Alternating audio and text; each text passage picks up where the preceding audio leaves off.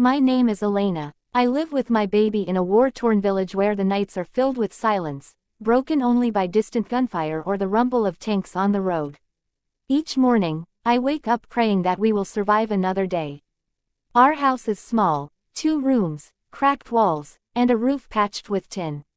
My baby, Sofia, is only 8 months old.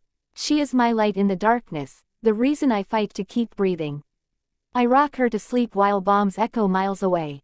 I whisper lullabies, pretending the world is safe, even when I know it isn't. That night, the air was colder than usual. The electricity had long gone, so I sat by the flickering light of a candle, feeding Sofia a little boiled potato. Suddenly, I heard footsteps crunching outside the house.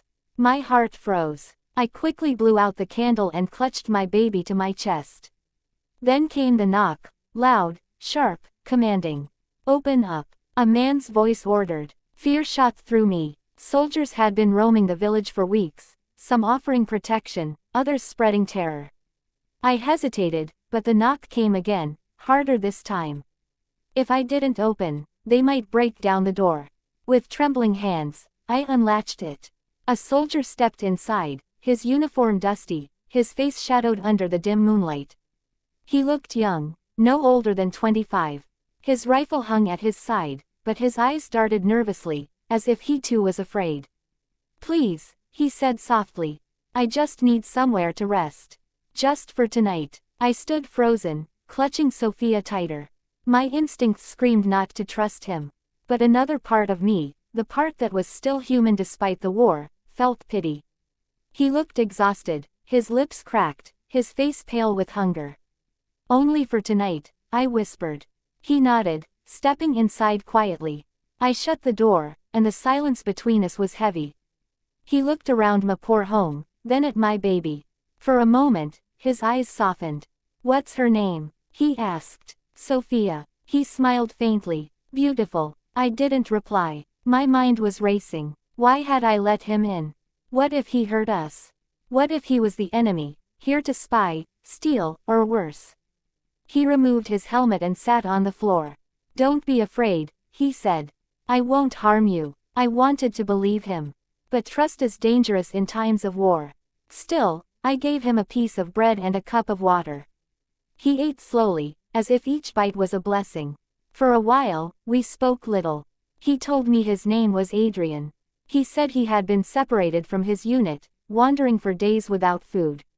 He was tired of fighting, tired of seeing death. His words seemed honest, but I knew soldiers could lie as easily as breathing. When Sofia started crying, I gently rocked her. Adrian watched us silently. Then, in a whisper, he said, "She reminds me of my sister's baby." Back home, there was pain in his voice, the kind only someone who had lost much could carry. Against my better judgment, I began to feel sorry for him. But in war, sorrow can be a mask. Night grew deeper. The candle had burned out, and only the moonlight crept through the broken window. I laid Sofia in her cradle and sat on the floor, my back against the wall.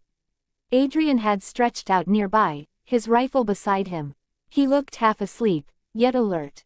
That's when I noticed his hand moving toward the cradle. My heart leapt. I stiffened, ready to scream, to fight, to do anything to protect my baby. But he only adjusted the thin blanket around Sofia and whispered, "Sleep well, little one." A strange relief washed over me. Maybe he truly wasn't a threat. Hours passed. I must have drifted into uneasy sleep. Suddenly, I woke to noises outside, voices, boots stomping, soldiers shouting. My blood ran cold. Another patrol. Adrian sat up instantly. His face was sharp with urgency. "They're searching houses," he hissed. "If they find me here, they'll kill you for sheltering me." I froze. He was right. In this war, mercy didn't exist. "Hide me," he begged. "Please. Just until they pass." My heart pounded. Should I risk my baby's life for this stranger? The boots grew louder. They were coming closer. I had no time to think. Against every instinct, I pulled the rug aside and pointed to the cellar hatch. Adrian slipped inside quickly. I covered it again, then grabbed Sofia and pressed her to my chest, rocking her as if nothing was wrong. The door banged open. 3 soldiers stormed in, their flashlights blinding me. "Have you seen a deserter?" one barked. I shook my head, trying to stay calm. "No one has come here." They searched the room, overturning pots, kicking the cradle. Sofia screamed. My blood boiled with fear, but I kept my mouth shut. Finally, after a tense few minutes, they left.